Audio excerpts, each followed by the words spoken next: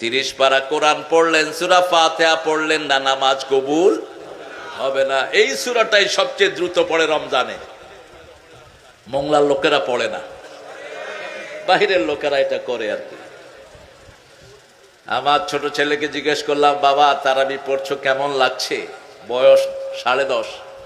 বলছে, আব্বু ছোট হুজুরের চেয়ে বড় হুজুরের নিঃশ্বাস অনেক লম্বা।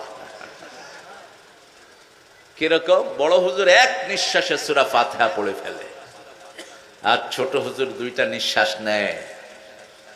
বলেন তো কোন হুজুরের নামাজ হয়েছে? কোনটারই হয়নি।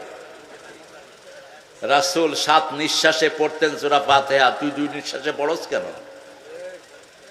মা আয়েশা বলছেন, এমন কোন সালাত ছিল না যেখানে রাসূল ধীরে ধীরে সূরা ফাতিহা পড়তেন না। এত আস্তে কখনো কখনো পড়তেন, সাহাবায়ে কেরাম মনে করতেন এক আয়াত পড়ে বাকি আয়াত বোধহয় রাসূল ভুলেই গিয়েছে।